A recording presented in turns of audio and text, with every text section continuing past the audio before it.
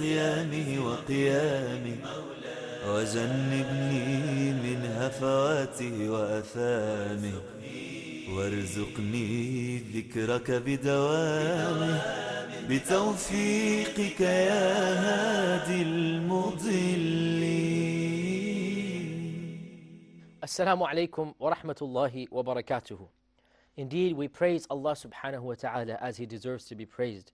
And we ask that Allah subhanahu wa ta'ala send His salutations and blessings and peace upon our Prophet Muhammad sallallahu alayhi wa sallam and upon his family and companions. My dear brothers and sisters in Islam, know that Allah subhanahu wa ta'ala has not made the days of the year equal, nor has He made all of the timings the same. Rather, Allah has preferred certain timings over others, and He has blessed certain periods over other periods. And in this is a great blessing from Allah. Because if all of the time had been the same, if all of the days had been the same, if all of the periods had been the same, then we would not be enthused at certain times of the year over others. Rather, we would have the same amount of energy throughout the entire year. So the fact that Allah subhanahu wa ta'ala has chosen certain days over others is a time for us to be extra good on those days. And of course, of the days that Allah has chosen is Friday. Friday is the most blessed day of the week. And of the months that Allah has chosen is Ramadan. Ramadan is the most blessed month of the year. But do you know that there are some days that are even more blessed than Friday, and in fact, even more blessed than Ramadan? Yes, indeed. There are days that are more blessed than the days of Ramadan. Do you know what those days are? Those days are the first 10 days of Dhul Hijjah. And this is a time period, my dear brothers and sisters, that many people of the Muslim Ummah are unaware of the superiority of these 10 days. Our Prophet Muhammad sallallahu alaihi wasallam said that there are no days of the year that are more beloved to Allah, that a person does good in those days, than the first 10 days of Dhul Hijjah.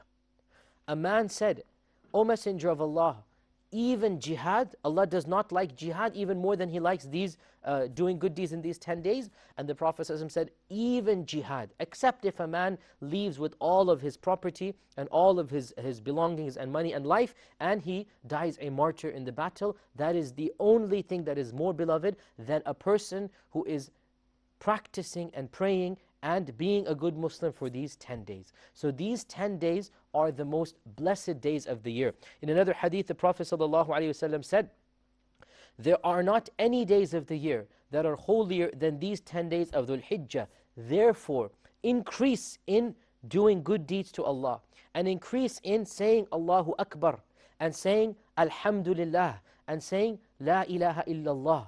So increase in doing your dhikr of Allah subhanahu wa ta'ala. My dear brothers and sisters in Islam, these 10 days are the holiest days of the year. And Allah swears by these days in the Quran when Allah says, وَالْفَجْرِ وَلَيَالٍ عَشْرٍ. Allah swears by Fajr and then the 10 nights or the 10 days. And scholars of Islam have said the 10 nights that Allah swears on are these nights or the days of Dhul Hijjah. Now somebody might ask, which is more holy or blessed? The days of Dhul Hijjah or the days of Ramadan? And the response is that the day timings of Dhul Hijjah, the first 10, are actually more blessed than the day timings of Ramadan. But the last 10 nights of Ramadan are more blessed than the first 10 nights of Dhul Hijjah. Hence, the 10 days and nights of Ramadan and Dhul Hijjah, and when we say Ramadan, we mean the last 10. When we say Dhul Hijjah, we mean the first 10. They are all blessed, day and night. They are all holy. They are all blessed. But the nights of Ramadan are holier than the nights of Dhul Hijjah. And the days of Dhul Hijjah are more blessed than the days of Ramadan. So we should increase our good deeds in these days. What are some of the good deeds that we can do in these days? Well, the first good deed that we can do is Hajj and Umrah. Hajj can only be done during these days, right? These are the days of Hajj. These are the days of Hajj, when the Hujjaj all congregate on the 7th, 8th, the 9th, the 10th, the 11th, the 12th, they are in Mina, Muzdalifah, Arafat. These are the days of Hajj. And before them, people come to do Umrah. And so, this is the best deed that we can do. The Prophet ﷺ said, when you do an Umrah, and then you follow it up with an Umrah, the two Umrahs cancel out all of the evil done in between.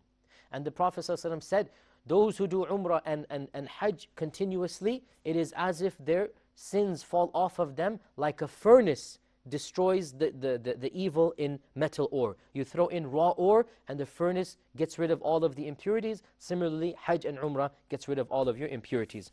The second good deed that we can do is to fast in these days. And fasting is a very blessed thing to do in any time of the year, but especially in this time of the year. Because the Prophet ﷺ said, fasting on the day of Arafat will be credited with Allah subhanahu wa ta'ala for forgiving one's sins of the previous year and the following year. Now this is only for the non-Hujjaj. If you're doing Hajj, you don't fast. If you're not doing Hajj, then you fast on the day of Arafat, and that is the 9th of Dhul Hijjah. You're supposed to fast on the 9th of Dhul Hijjah. It will forgive your sins of the year before and the year after.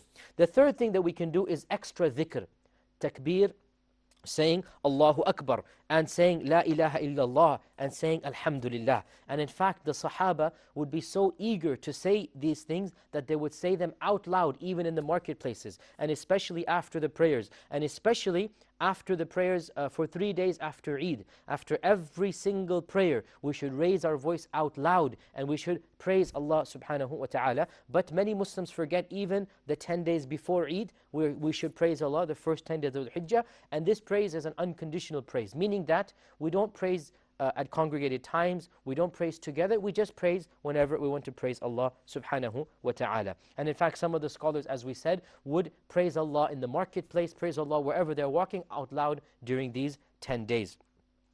Another thing that we can do is to repent to Allah subhanahu wa ta'ala from our sins.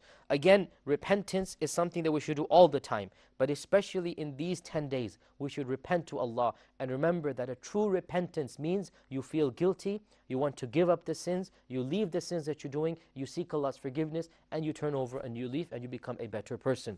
Another thing that we can do, the fifth thing that we can do, is to do extra voluntary deeds of prayer and charity and reading Quran. So these are things that we should do again throughout the year, but during this time, even more so, we should do them. Extra prayer and extra Quran and extra dhikr. And especially the tahajjud prayer would be a very blessed thing to do in these 10 days. Another blessed act that we can do, which is encouraged specifically within these 10 days, is to sacrifice an animal for the sake of Allah and give some of the meat to the poor. We may use some of it and we may give some of it to family and friends. And this is called the udhiyah, or the sacrifice. Now, the udhiyah, some of the scholars say it is obligatory if you can afford it, and others say it is recommended. Either way, why should you deprive yourself of this blessing? You rather, every single Muslim who is capable of affording an animal should try his or her best to sacrifice an animal for the sake of Allah and distribute the meat to the poor. And one animal suffices a family. And if you want a larger animal such as a camel or a cow, you may get together 7 families and then do that. The Prophet ﷺ said that whoever makes a sacrifice, then Allah subhanahu wa ta'ala will forgive the amount of sins on the hair of the animal. The amount of sins will be forgiven for you. And the Prophet ﷺ would make a sacrifice every single year at this time. The sacrifice should be made after the 10th day of Dhul Hijjah, meaning after Salatul Eid. It may be made on the 10th or 11th or 12th or 13th. Any of these days, the sacrifice may be made. Now, a point of caution. If you do want to sacrifice an animal, then you should avoid trimming your nails and cutting or clipping your hair or shaving your hair. Avoid it to show respect to Allah subhanahu wa ta'ala. Avoid doing this for the 10 days before the sacrifice.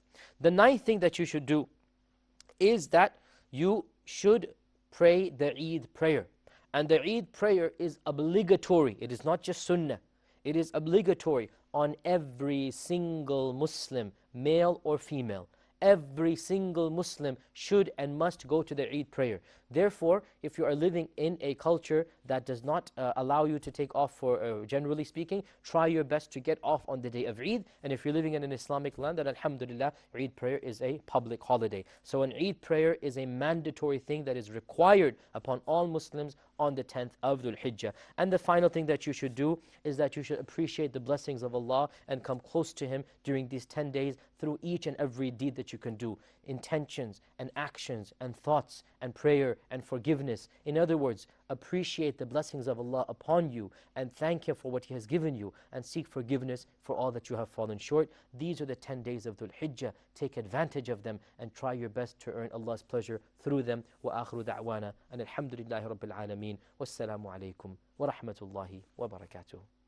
اللهم أعن على صيامه وقيامه، وجنبني من هفواته وأثامه، وارزقني ذكرك بدوامه، بتوفيقك يا هادي.